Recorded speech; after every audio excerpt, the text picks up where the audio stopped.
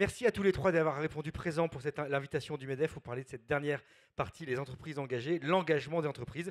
Sylvie Johano, bonjour, on se connaît un petit peu, présidente de Dalkia et coprésidente de la communauté Les entreprises s'engagent. Bonjour et merci.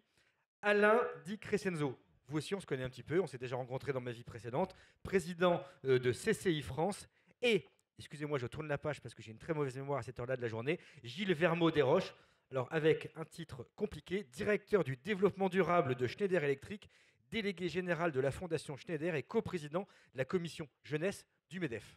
Tout ça pour un seul homme. Merci en tout cas tous les trois.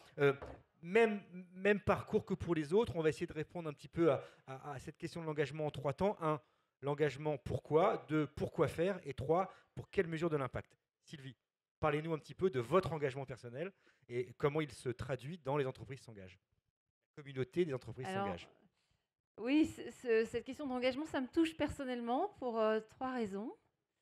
La première raison, c'est que sur le plan personnel, je suis très attachée aux questions d'ascenseur social. J'avais une grand-mère italienne qui était couturière. La deuxième raison, c'est que je préside Dalkia. Dalkia, c'est la filiale des services énergétiques du groupe EDF. Et on est au cœur du défi climatique. On développe les énergies renouvelables sur les territoires et l'efficacité énergétique. Et le défi climatique, Dieu sait que va nécessiter de l'engagement. Et puis la troisième raison, c'est que j'ai été totalement séduite par une démarche qui avait été lancée en 2018 par Emmanuel Macron, qui avait cette vision qui est de dire mais pourquoi on n'utilise pas plus la force des entreprises au service des grands défis sociétaux que sont quand même l'emploi et le développement durable, l'environnement. Et donc ça a commencé avec une magnifique plateforme qui s'appelait Un jeune, une solution. Vous avez peut-être pu tous agir en tant qu'entreprise dessus. Un jeune, une solution, c'est 12 millions de personnes qui sont allées. C'est 1 million de solutions quasiment permanentes pour les jeunes, 400 000 offres d'emploi. Derrière ça, il y a eu 8 milliards d'investissements publics. Il y a eu effectivement un gros investissement, une très belle plateforme. Derrière ça, il y a eu l'envie de développer le mentorat, en se disant le mentorat, c'est quelque chose qui doit accompagner les jeunes, qui doit faire en sorte qu'on ne laisse pas les gens de côté dans la société, avec le collectif mentorat, un jeune mentor. Moi-même, je me suis mis à mentorer une jeune fille, une jeune Tunisienne que j'accompagne depuis 2 ans avec une association qui s'appelle Télémac. Il y en a plein d'autres, Chemin d'avenir, Article 1, La Fève, Nos quartiers ont du talent, etc. Et le collectif Mentorat, je vous invite à regarder le nombre d'associations qu'il recouvre. Et puis, de fil en aiguille, a émergé l'idée de créer une structure extrêmement originale, et j'ai envie de dire inédite. On a regardé un petit peu, c'est inédit en France, inédit en Europe, et alors maintenant ça existe en France évidemment, inédit en Europe et dans le monde, c'est-à-dire qu'on s'est dit, on va faire une coalition qui regroupe à la fois les pouvoirs publics et les entreprises au service de ces grands défis que sont l'emploi et l'environnement. Alors, ça veut dire quoi? On a créé un groupement d'intérêt public où on a autour de la table, donc les entreprises, à travers une association que je préside aussi en parallèle, qui est l'association des mécènes, qui apporte également des fonds. On a Pôle emploi. C'est important, Pôle emploi, c'est l'opérateur, c'est celui qui sait qui est justement éloigné de l'emploi, et puis les pouvoirs publics à travers la Direction générale de l'emploi. C'est un groupement d'intérêt public. C'est aujourd'hui 70 000 entreprises qui se sont inscrites, qui se sont engagées sur un certain nombre d'actions. Je vous invite à aller sur les entreprises les entreprises s'engagent.gouv.fr, facile à trouver. Ça se trouve facilement sur Google. Et au-delà, on a cité un grand programme national, mais c'est surtout 101 clubs sur le terrain. Et vous imaginez bien que dans ces 70 000, alors je vois une partie de l'équipe là, qui est là-bas, en fait on est à 75 000 depuis hier soir, donc on en est très fiers. Ces 75 000 entreprises, c'est aussi beaucoup de TI, beaucoup de PME, PMI, évidemment des grandes, mais c'est tout le tissu des entreprises qui s'engagent. Et de il y a 40 possibilités d'engagement. Ouais. C'est des chefs d'entreprise et c'est des collectifs au sein des entreprises. Mais on sait très bien que pour ce genre de choses, c'est l'exemplarité. Et c'est parce que le chef d'entreprise va s'engager, va ouvrir la voie, montrer l'exemple, qu'après les organisations vont le faire. Donc les entreprises s'engagent, c'est aussi une communauté d'une centaine de chefs d'entreprise qui s'engagent et de grandes entreprises. Alors, les 101 clubs, c'est sur le terrain. Alors, j'en profite parce que Alain de Crescenzo est avec nous. On a quand même 22 CCI qui animent et président des clubs sur le terrain. On retrouve à chaque fois sur le terrain l'association Entreprise, Pôle emploi et l'État à travers la préfecture ou les directions, les DETS, les directions de l'emploi sur le terrain. Et donc, on a besoin, et d'ailleurs, j'en profite aussi parce que c'est l'université des MEDEF pour remercier les MEDEF locaux qui sont aussi, qui président aussi une vingtaine de clubs. S'engager, c'est s'engager pour les jeunes, c'est s'engager pour les seniors, c'est s'engager pour des réfugiés, c'est s'engager pour l'Ukraine, c'est s'engager autour du sport, pour le handicap, pour les femmes, c'est s'engager aussi pour l'environnement, le développement durable. On a eu un magnifique résultat sur le plan sobriété parce que l'État nous avait demandé de pousser le plan sobriété. Et nous, quand on fait le bilan, le 10% est largement atteint puisque toutes nos entreprises, en moyenne, ont atteint 15%. Voilà. On en reviendra après sur la déclinaison concrète de la manière dont les entreprises s'engagent et sur la mesure de l'impact et des résultats que vous faites. Alain Di Crescenzo, je vais revenir un petit peu vers vous parce que vous êtes un entrepreneur engagé et qui n'était pas voué à être un entrepreneur engagé à la base. Ce n'est pas la vocation, votre vocation initiale, ce n'est pas ce que vous vouliez faire dans la vie quand vous étiez, excusez-moi, un peu plus petit. Plus petit, oui. Alors, bonjour à toutes et à tous. Ça me fait penser, si tu veux, qu'il y a encore plus de chambres de commerce que 22, donc j'ai compris le message. Moi, j'ai eu 3 engagements. Le premier engagement, c'est un engagement de citoyen. Le deuxième engagement, c'est un engagement d'entrepreneuriat. Parce qu'entreprendre, c'est un engagement. Et on est aussi au MEDEF, c'est un choix par rapport à être cadre dans une entreprise. Entreprendre, ça veut dire quelque chose, c'est un engagement fort. Et le troisième engagement, ça a été un engagement d'un entrepreneur dans le monde patronal. Alors, sur le premier engagement, pourquoi ?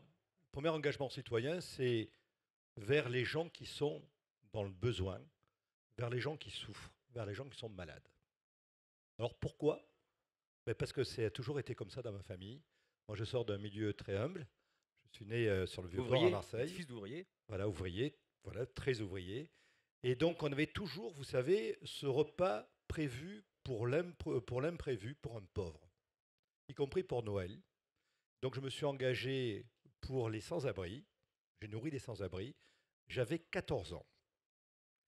Ensuite, je me suis engagé pour les jeunes en dépendance de drogue. Et j'avais 16 ans.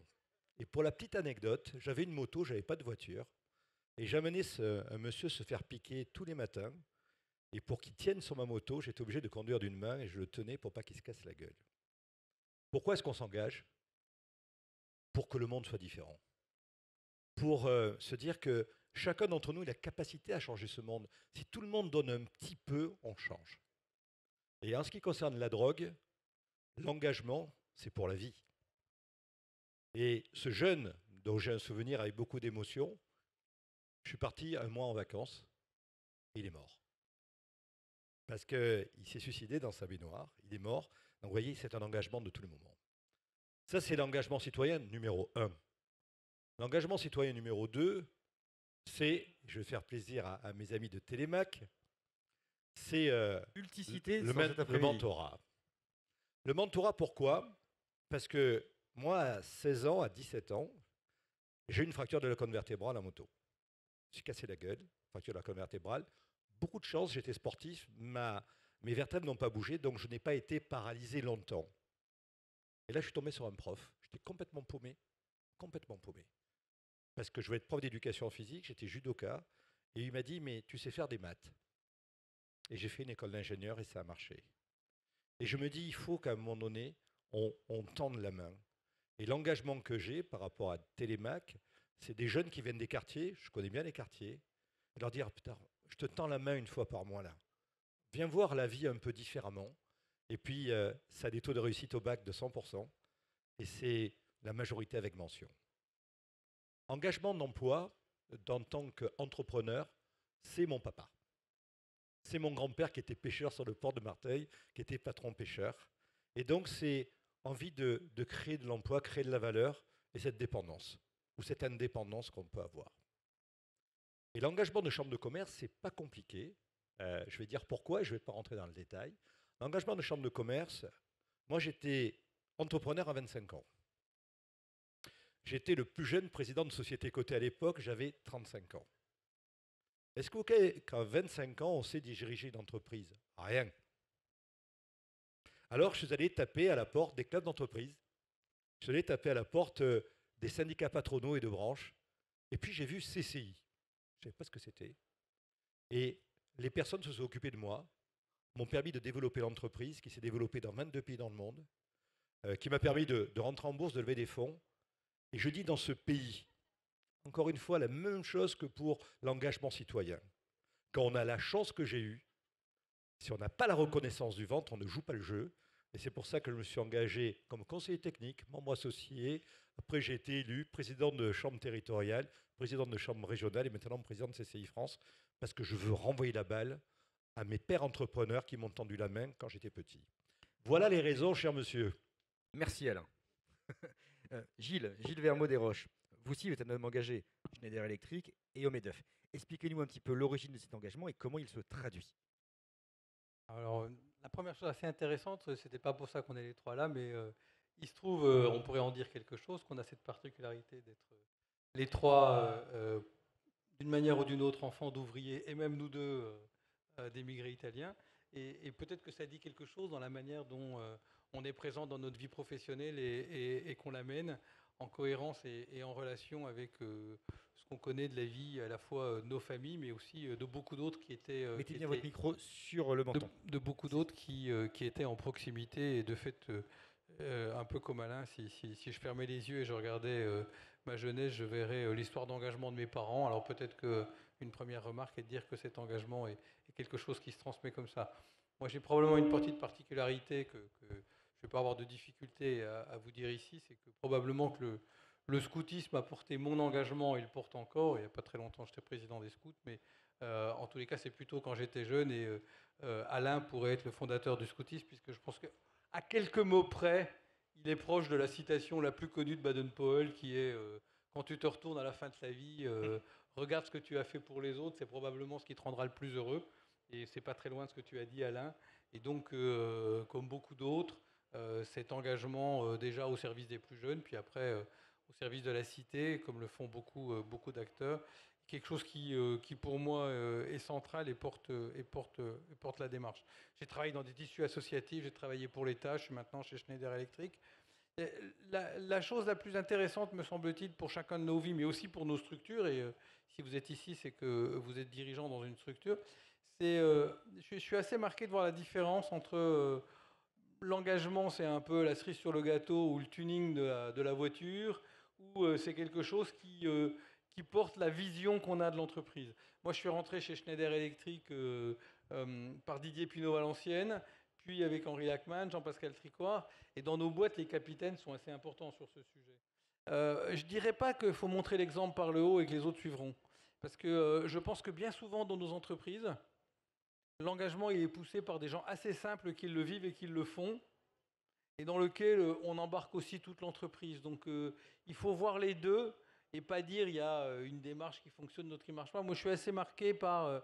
je pilote en lien avec les entreprises s'engagent un collectif qui s'appelle le Collectif pour une économie plus inclusive, dans lequel 38 des plus grandes boîtes françaises essayent de réfléchir à qu'est-ce que ça veut dire l'inclusion dans la chaîne de valeur, c'est-à-dire quand on est acheteur, auprès de tous nos fournisseurs, à l'intérieur de l'entreprise, par du mentorat, de l'apprentissage, des politiques handicap, etc. Puis aussi pour inventer des business models pour des personnes fragilisées par des situations économiques. C'est super que les dirigeants de l'entreprise se mobilisent sur le sujet et c'est nécessaire pour être membre de ce collectif.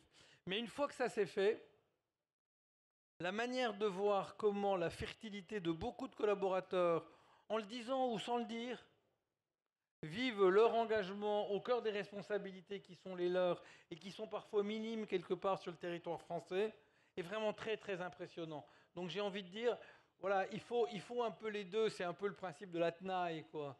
Il faut de fait, à un moment ou un autre, que les dirigeants d'entreprise se bougent. Et puis, une fois qu'on l'a fait, voir que partout dans le monde ou en France, il y a des démarches. La démarche que j'ai portée, qui est liée à l'engagement, je finirai par ça, chez Schneider Electric, et pour le coup, Henri avait été très engagé. C'est une structure qui s'appelle Sans chance, sans emploi, qui existe encore aujourd'hui. Au fond, la démarche est assez simple, c'est de dire, vous prenez une ville dans laquelle il y a une usine Schneider, il y en a plein en France, ou des salariés Schneider, et au fond, dans des fonctions différentes, moi je voyais que les gens étaient en relation avec plein de gens à l'extérieur. Les directions des achats avec les entreprises de proximité qui étaient nos sous-traitants, les directeurs des ressources humaines parce qu'ils recrutaient des alternants ou des salariés, puis ils étaient dans des réseaux sur le sujet, les patrons ou les dirigeants de l'entreprise parce qu'ils allaient à la CCI, parce qu'ils allaient au MEDEF, parce qu'ils interagissaient avec la préfecture, et puis d'autres parce qu'ils se mobilisaient dans la fondation pour l'insertion des jeunes de Schneider Electric. Et il n'y avait pas de cohérence au milieu de ces engagements-là. Il n'y avait pas cette cohérence qui pousse à donner un sens, qui fait que l'entreprise ne le fait pas en plus de ce qu'elle doit faire, mais qu'elle met là quelque chose au cœur de la manière. Et donc son chance d'emploi, c'était de mettre tout ce monde-là autour de la même table, tous les partenaires de ce monde-là autour de la même table, et de dire, ben voilà, il y a une cité pas très loin de nous, il y a des acteurs associatifs dans cette cité, soit des associations de proximité sur la mission locale, etc. On va leur demander de nous présenter des jeunes dont ils se disent qu'ils sont prêts à être accompagnés vers l'emploi, et puis on va les accompagner. Aujourd'hui, on accompagne 3 à 4 000 jeunes par an, en étant le réseau qu'ils ne sont pas. Et je peux vous confirmer que quand vous appelez des collaborateurs pour le faire, la plupart rendent présents. Et c'est super important parce qu'ils ne savaient peut-être pas comment... C'est une question de déclic, l'engagement. Nous 3, on a exprimé qu'on a eu la chance que ce déclic soit familial un peu quand on l'a. Et c'est super important. Il y en a d'autres qui n'ont pas cette chance de déclic familial, mais il ne faut pas se dire qu'ils ne l'auront jamais. Il faut que les uns et les autres, quand on croit à cette logique de l'engagement, on soit un peu le déclic des autres, parce que c'est ça qui porte la vie. Il se trouve que ma responsabilité professionnelle chez Schneider Electric, aujourd'hui on dit directeur de la citoyenneté, elle est de porter ça au cœur d'une entreprise qui, dans les 25 ans où j'y étais, s'est beaucoup mondialisée et qui a fait de l'engagement le ciment des équipes dans le monde. Et ça marche plutôt bien. Moi, je me rappelle d'un Henri Lachmann au milieu des années 2000 qui était l'ambassadeur de l'apprentissage en France et qui prenait son bâton de pèlerin seul, sans IGAS, sans beaucoup de soutien de la part des pouvoirs publics, pour aller porter cette belle type de formation qui était l'apprentissage. Et je me rappelle qu'il se sentait bien seul à l'époque. Mais depuis, il a été rejoint par beaucoup d'entreprises. Je reviens, Sylvie, à vous avec la communauté des entreprises s'engage. Expliquez-nous concrètement, au-delà du manifeste avec les 25 engagements que tout le monde signe avec le stylo, etc., pour démontrer que comme en amour, il y a les mots, puis il y a les actes. Quels sont les actes que les entrepreneurs font et s'engagent à faire concrètement?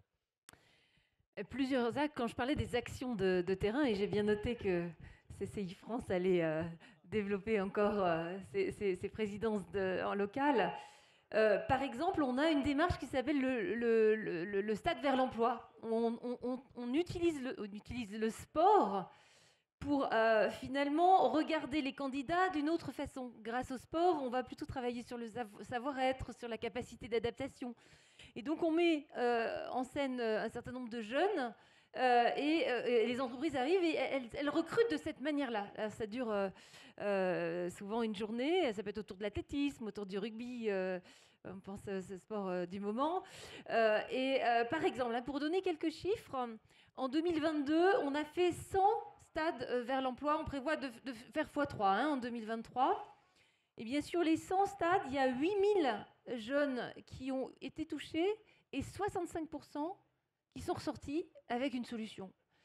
Donc on se dit, oh là là, ces événements concrets, qu'est-ce que ça donne? C'est que c'est vraiment précis.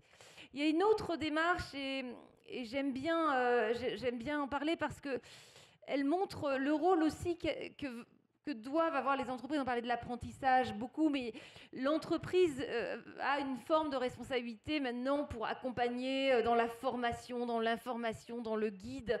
On va aller chercher des profils quand on veut travailler sur une société beaucoup plus inclusive, des profils qui n'ont pas forcément le bon diplôme, pas la bonne adresse, pas forcément le bon profil d'emblée. On va chercher des compétences plus qu'un CV, plus qu'un profil. On est en train de regarder ce qui se passe sur les immersions professionnelle. Alors, on a créé une plateforme d'immersion professionnelle. Et alors, j'ai regardé ce qui se passe sur les boulangers à Paris. Il y a une centaine de boulangers à Paris qui ont proposé des immersions professionnelles.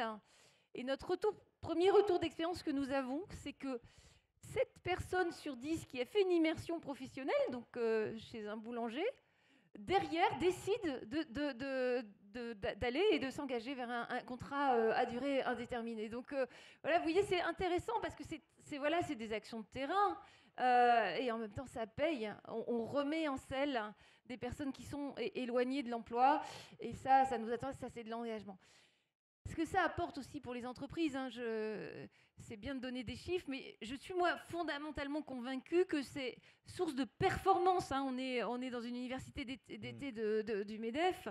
Je crois que quand les entreprises s'engagent, c'est-à-dire que tous les salariés qui vont finalement petit à petit faire du mentorat, s'inscrire dans ces actions de terrain, vont y trouver de la fierté, vont y trouver du sens, vont s'attacher encore plus à leur culture d'entreprise et fondamentalement ça, c'est vecteur de performance pour l'entreprise. Donc voilà, il y a une bijection qui est vraiment intéressante et donc voilà, engagez-vous en tant qu'entreprise aussi. Ce que vous nous dites, c'est que la performance sociale découle de la performance économique ou c'est l'inverse? Elles sont liées? C'est lié, c'est-à-dire que je pense que tout ce que peut faire l'entreprise aujourd'hui avec ses salariés qui va vers un meilleur monde, une société plus inclusive, plus durable quand on est sur les questions d'environnement, eh bien, produit de l'engagement, de la fidélité à l'entreprise, de la motivation et donc de la performance dans l'entreprise, j'en suis convaincue. Sylvie, gardez la parole parce que vous nous avez parlé des actions de la communauté en faveur de l'emploi et notamment des publics en difficulté ou éloignés du marché du travail, mais vous avez aussi des actions en matière d'environnement. Donc vous avez des engagements en matière d'environnement. Comment ça se traduit concrètement pour le bien-être et pour la sauvegarde de la planète? Alors aujourd'hui, on accompagne, parce que je l'ai dit, il y a 75 000 entreprises, c'est pas que des grandes entreprises, on pourrait dire que les grandes entreprises, elles ont des directeurs du développement durable, je fais un petit clin d'œil à Gilles, elles ont les moyens de s'organiser autour du développement durable et du verdissement de leur économie. Par contre, les plus petites, elles ont besoin d'accompagnement. Et là, les entreprises s'engagent, on choisit aussi, on nous a demandé de travailler aussi sur les questions environnementales, et donc on met à disposition des entreprises qui sont dans la communauté, des outils, des guides, des formations pour aller mettre en place leur plan sobriété, pour agir dans leur décarbonation. Donc tout ça, vous les trouvez sur la plateforme. Et l'idée, c'est d'aller justement de les interroger. Sur le plan sobriété, c'était intéressant de voir ces 15%. D'essayer de mesurer, la mesure d'impact n'est pas toujours facile, mais on est effectivement, on apporte des outils, des solutions concrètes pour que les entreprises sur le terrain puissent se verdir. Je me fais l'avocat du diable, c'est pas le job et le boulot d'une fédération professionnelle ou d'une union locale, du MEDEF ou de l'UIMM ou de telle ou telle fédération professionnelle. Pourquoi c'est à la communauté des entreprises qui s'engagent que d'aider au verdissement des PME, des TPE sur les territoires? En fait, notre finalité initiale, c'était l'emploi, d'être allé vers une société plus inclusive et donc plus durable.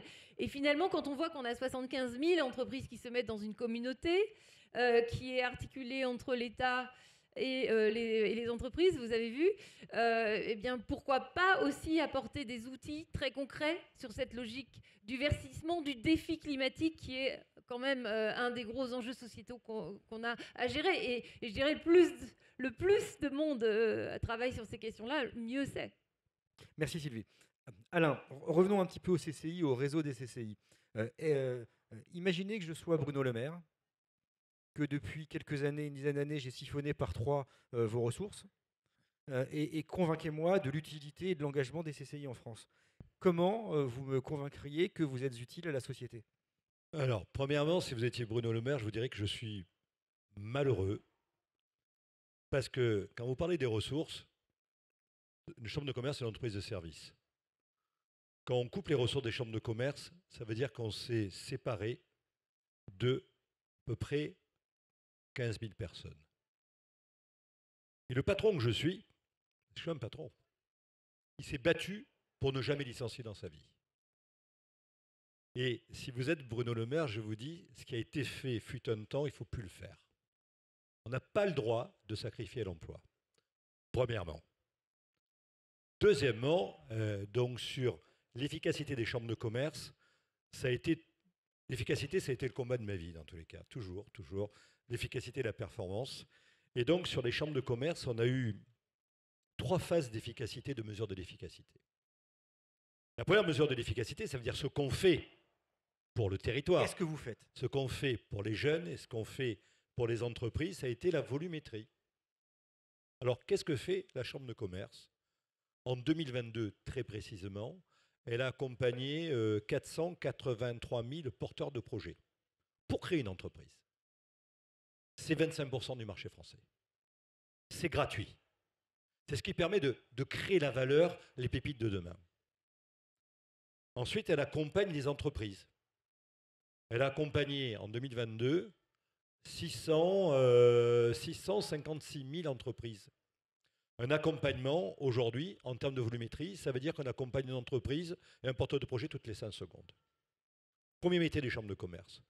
Deuxième métier des chambres de commerce, et je reviendrai sur ce qu'on fait en termes d'accompagnement, c'est la formation. On a formé 400 000 personnes. 400 000 personnes qu'on a formées, nous sommes les premiers formateurs après l'éducation nationale. On a formé 120 000 apprentis. Et après, on a géré des infrastructures que peu veulent. Pourquoi? C'est quoi le rôle d'un établissement public? C'est d'aller sur des marchés où il n'y a pas forcément les taux de rendement que veut le privé. Et nous, on gère 505 infrastructures régionales, des petits aéroports, des petits ports, des petits parcs des expositions, il y en a des gros aussi, et on les gère pourquoi? Parce que le jour où ces établissements meurent, c'est l'économie qui meurt. Le jour où le dernier commerce meurt dans un bourg, le bourg meurt, et ça, on ne veut pas que ça meure. D'accord? Premier truc, la dimension. Deuxièmement, la qualité de service. Qualité de service à la mesure par un opérateur externe, et qui nous a donné 8,1 sur 10 en termes de taux de satisfaction, et 8,9 très précisément en termes de qualité de la relation client. Vous voyez, je suis un établissement public, je vous parle de satisfaction et de relation client. Et le troisième point, qui était le plus important, qui est plus récent, on se dit, oui, tu fais beaucoup de choses. Tu as une bonne note, 8,1 ou 8,9, c'est bon. Mais qu'est-ce que tu crées comme valeur? Et ça, c'est le troisième élément que je dis à vous, monsieur le ministre, le maire, c'est que sur 2022, suite aux actions des chambres de commerce, dans l'accompagnement autour de la digitalisation, de l'environnement, etc., on a créé 1,45 milliard d'euros d'investissement supplémentaire. En termes d'emploi, sur les entreprises que nous avons soutenues, parce que derrière, comment on mesure l'efficacité, c'est la création d'emplois. Nous, on a créé 43 000 emplois. Et en termes d'ouverture de marché, sur les entreprises qu'on a soutenues, on a un taux de croissance moyen entre 5 et 10%. Je vous la fais simple. L'État français nous donne 525 millions d'euros. On a créé en 2022 à minima 2,5 milliards d'euros de création de valeur immédiate en 2022. Et si je la fais à l'envers, ce que je dirais au ministre, chaque fois qu'on enlève 1 euro à une chambre de commerce, on détruit 5 euros de valeur. Et je crois que ce n'est pas le moment de faire ça. La deuxième chose qui est importante, c'est que c'est quoi un entrepreneur aujourd'hui? Il a 35 ans. C'est plutôt un homme qu'une femme. À 30%, c'est une femme. À 70%, c'est un homme. Il faut changer les choses. 35 ans, il ne connaît pas, il n'a jamais connu les guerres ou l'impact des guerres. Il n'a jamais connu la pénurie de matières premières. Il n'a jamais connu la pénurie d'emplois. Il n'a jamais connu l'inflation. Quelle est la taille de l'entreprise en moyenne? C'est 4 personnes ou 5 personnes en France. C'est de ça qu'on parle. Et donc, qu'est-ce que vous dit cet entrepreneur-là? Aidez-moi. Accompagnez-moi. J'ai compris, j'ai entendu le message du président de la République et moi je dis pareil. On nous dit pareil, accompagnez-moi. Et donc le rôle, si vous voulez, si on veut qu'on fasse de l'IA, comme l'a dit Bruno Le Maire, si on veut qu'on aille dans le développement durable, ben, il faut y mettre de l'huile de coude. Il faut aller au plus près des entreprises et il faut les accompagner. Alors en France, il y a 4,5 millions d'entreprises ou 4,8 millions d'entreprises. Il y a 3,5 millions d'entreprises qui sont des entreprises avec 0 salarié. Mais qui ont besoin d'accompagnement. Les autres, c'est 1,5 million, on va dire, au total. Celles-là nous disent tous les jours, accompagnez-nous. Et moi, je suis malheureux de ne faire que 700 000 entreprises par an, parce qu'il faudrait que nous en fassions le double ou le triple. Merci Alain. Gilles, parlez-nous de l'engagement de Schneider Electric.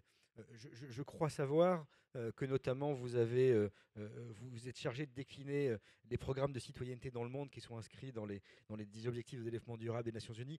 Comment concrètement ça se traduit et qu'est-ce que ça donne? C'est-à-dire en quoi ça se matérialise? Comment ça se matérialise sur le terrain?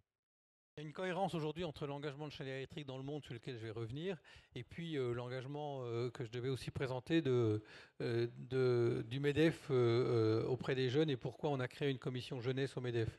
La vision qui est derrière ces deux engagements, c'est que l'avenir de nos entreprises et de l'avenir de la jeunesse sont partie liés. Juste avant mes vacances, avec Schneider Electric, je suis allé faire une mission au Congo-Brazzaville.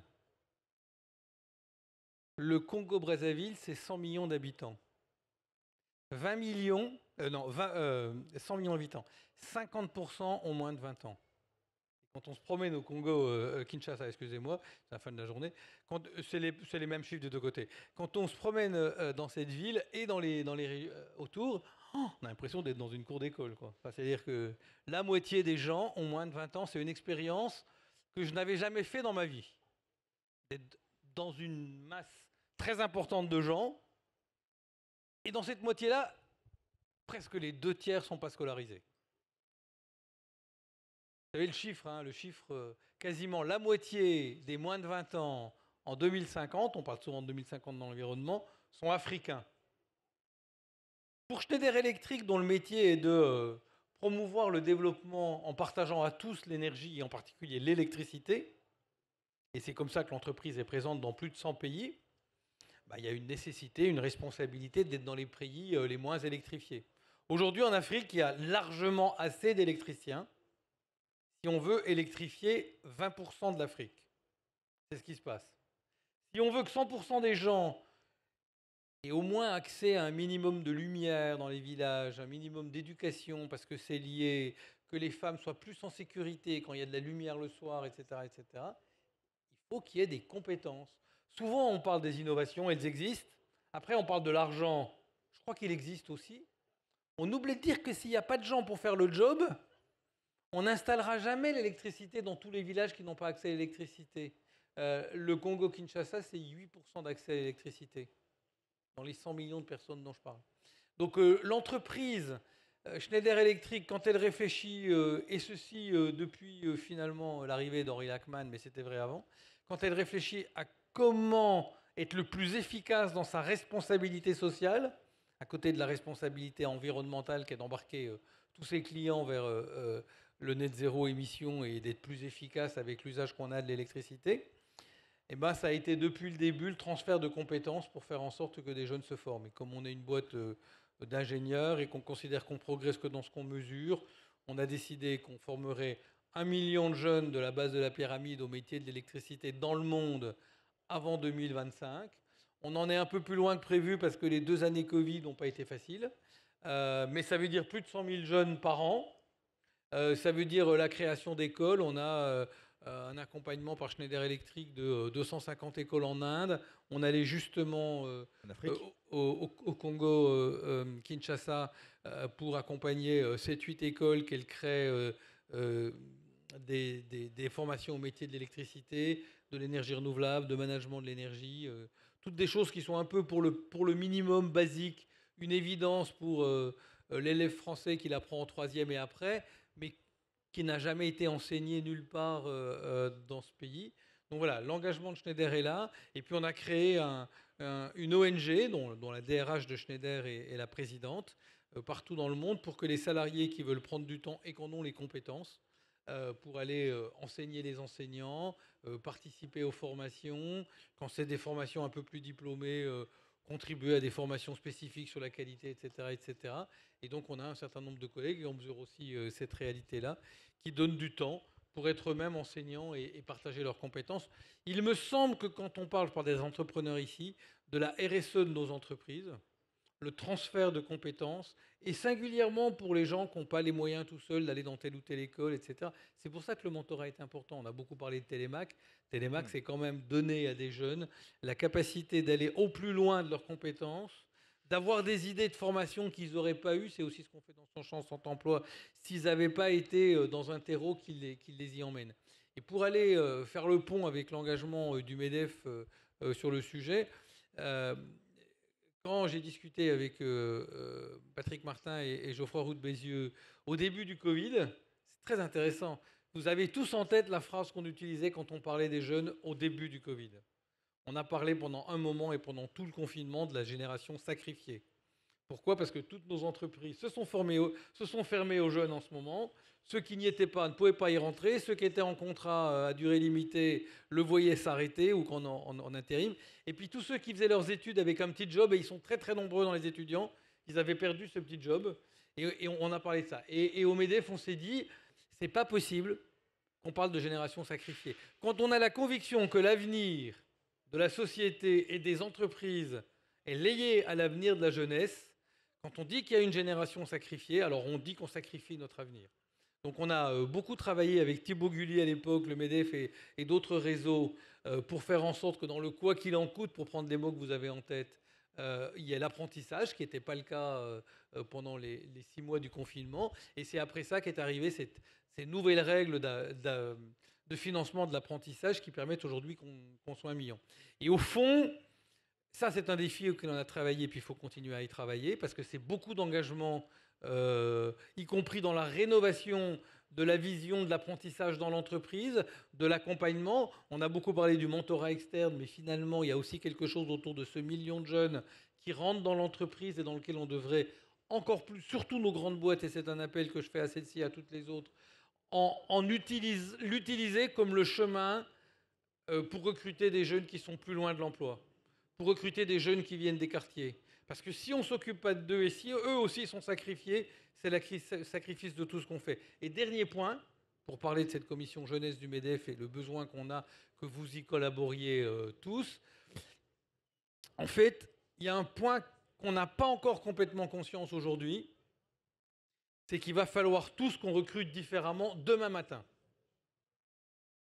Aujourd'hui, la plupart, même si on voit que tout ça se tasse, la plupart des chefs d'entreprise disent qu'ils ont du mal à recruter et qu'ils ont 1 ou 2 ou plus de personnes à recruter, mais qu'ils ne les trouvent pas. Et en même temps, il y a un truc qui est très intéressant. Alors, vous allez toujours me trouver des exceptions, il n'y a pas de problème à ça. Mais si on prend une générale, c'est que depuis plus de 40 ans, puisqu'on sait que les chiffres sont comme ça, en fait, l'entreprise cherche la perle rare, et comme il y a plus de jeunes disponibles ou d'acteurs disponibles sur le marché de l'emploi que de postes à pourvoir, on la trouve toujours un peu. Il se trouve qu'en ce moment, la rareté a changé de côté.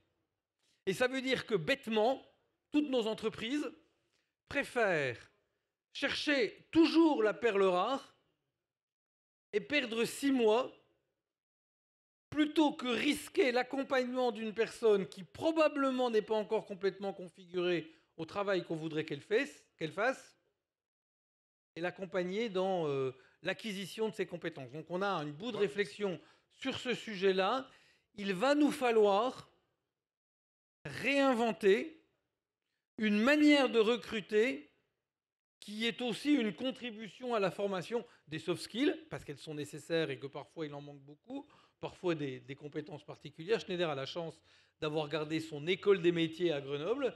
Et donc, ce n'est pas quelque chose qu'on veut répliquer, mais je pense que vraiment chacun d'entre nous, on doit se dire aujourd'hui que face aux statistiques, et c'est heureux qu'on en soit là, on est dans un moment un peu incompressible. Je vous rappelle qu'en France, et je finirai par là, il y a 600 000 jeunes qu'on appelle des NEET, c'est-à-dire qu'ils ne sont pas en emploi, pas en formation, pas au travail, ils ont moins de 30 ans, 10% de chaque tranche d'âge, ce qui est quand même beaucoup, on n'est pas en train de parler d'exception.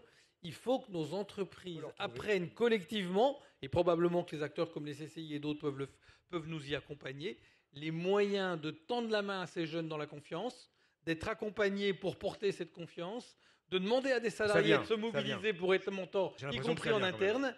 Ça vient, mais c'est un sujet à la fois stratégique pour les entreprises et à la fois indispensable pour le pays. On le réussira ensemble. Merci Gilles. Justement, comment on mesure l'efficacité et l'impact des actions comme celles qui sont conduites par la communauté? C'est compliqué parce qu'il faut avoir des résultats tangibles, il faut être capable de les porter. Oui, c'est à la fois compliqué et important, et je pense qu'on s'y attache dans la communauté des entreprises qui s'engagent. Je voudrais rebondir sur ce que vient de dire Gilles Vermaux-Desroches, parce que c'est le deuxième facteur de performance pour l'entreprise. C'est-à-dire que les entreprises ont des besoins, et alors d'autant plus, et ça rejoint le sujet environnemental. Je donne l'exemple de Dalkia. Aujourd'hui, on va recruter, je pense, 3500 personnes. cette année comme on l'a fait l'an dernier. Et si on ne s'intéresse pas à cette cible de personnes qui sont éloignées de l'emploi, 600 000 jeunes NEETs, mais si on prend l'ensemble, c'est plutôt 1,4 million de personnes qui sont aujourd'hui très éloignées de l'emploi.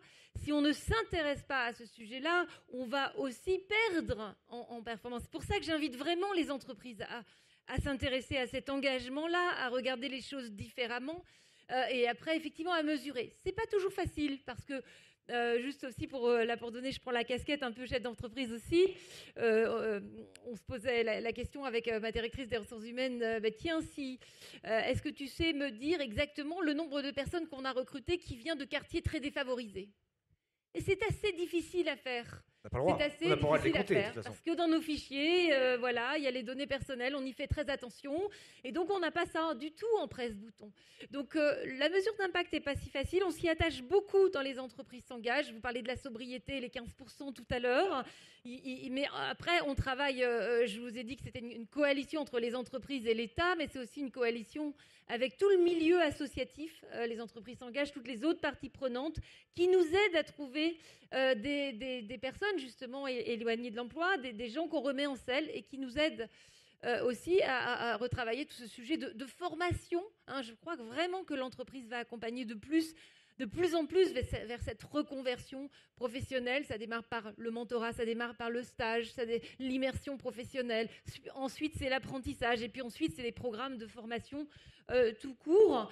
Et tout ça, ça donne des indices. Et ça, plus ça, plus ça, plus ça, ça va vers une société quand même plus inclusive, plus durable, parce qu'il y a des besoins d'emploi. Aujourd'hui, on est vraiment dans un tournant incroyable. Il faut qu'on le saisisse.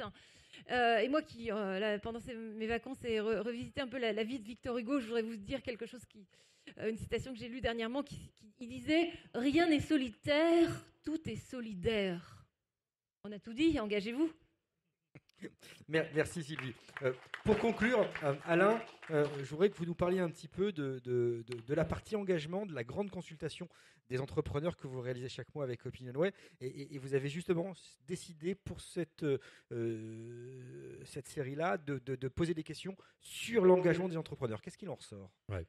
Alors, sur l'engagement des entrepreneurs, dans la période, parce qu'on vit une période un peu compliquée, je vous l'avais tous entendu, un peu compliquée, on peut se dire que au fond, l'entrepreneur va se recroqueviller sur lui-même et va minorer son engagement. Eh bien, pas du tout. Le premier engagement qu'on a mesuré par rapport aux entrepreneurs, c'est de dire engagement par rapport à la RSE au sens large.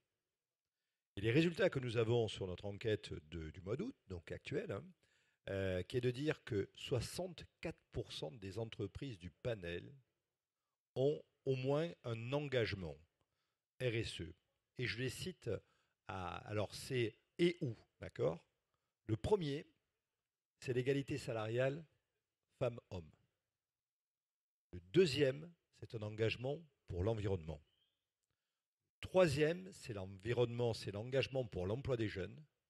Et le quatrième, on retrouve les dames, c'est que faire en sorte que dans une entreprise, les postes à responsabilité soient ouverts à toutes et à tous. Et ça, si vous voulez, c'est un engagement qui me paraît important, c'est 64% des entreprises. Et dans le panel, vous avez 80% de TPE, puisque c'est ça le tissu, et de PME. Et évidemment, cet engagement que je mesure à 58% ou à 64%, si on va des entreprises les plus importantes, on est à peu près à 90%. Le deuxième engagement donc qu'on a, c'est sur la réutilisation, le recyclage, la récupération, les fameux 3 R. Et là-dessus, on a un tiers des entreprises. Évidemment, plus on va vers des entreprises avec plus de collaborateurs de taille supérieure, plus on a des résultats qui sont importants. Mais un tiers des entreprises qui disent avoir lancé une initiative sur la récupération. Et ça, c'est fondamental. Parce que moi, j'ai juste un petit feeling. On se lance comme des fous sur la réindustrialisation et si bien de le faire, on a besoin de souveraineté. Mais si je répare un produit coréen, un produit américain, et que je double sa durée de vie, j'évite d'importer un produit américain, j'améliore un tout petit peu ma balance du commerce extérieur et je fais vivre des écosystèmes. Pourquoi ? Parce que c'est ce que j'appelle l'économie de proximité. Autre engagement qu'on a vu. Le dernier. Le dernier qui a été fait, c'est donc l'engagement qu'on a pu avoir autour des économies d'énergie. Et là, on a vu donc un engagement qui est global. Là-dessus, on arrive à 100% sur la sobriété. Donc 100% sur la sobriété, et je crois que c'est important. Et j'en ai un autre, c'est sur le Made in France. Ne voyez pas en moi, je suis un citoyen du monde, j'ai travaillé dans le monde toute ma vie. Mais si à un moment donné, on veut un tout petit peu de souveraineté, il faut un tout petit peu se rappeler de ce qui est produit chez nous. 54% des entreprises nous disent qu'elles ont aujourd'hui une sensibilité sur le Made in France. 60% des entreprises qui ont délocalisé des activités disent bien sûr sur l'effet de la sécurisation des approvisionnements, disent vouloir les réinternaliser. Et donc ça, c'est une bonne idée, je dirais un bon résultat. En tout cas, c'est une belle orientation. Je veux simplement ajouter un point, parce que je vois mes collègues de Paris-Île-de-France, je vois mes collègues de Nantes-Saint-Nazaire. Quand je vous ai dit l'engagement des chambres de commerce, je voudrais qu'on parle des engagements des 9000 élus bénévoles qui travaillent dans les chambres de commerce. Un président de chambre de commerce, il y en a 122, c'est pour ça qu'on a un peu de marge, ça donne globalement plus de 50% de son temps. Un vice-président de chambre de commerce, il y en a 244, tu as compris, il y en a 3 en tout. Ça donne à peu près 30% de son temps. Et un élu de chambre de commerce, c'est 5 à 10% de son temps qui donne bénévolement. C'est de l'engagement. Et ça, c'est de l'engagement aussi.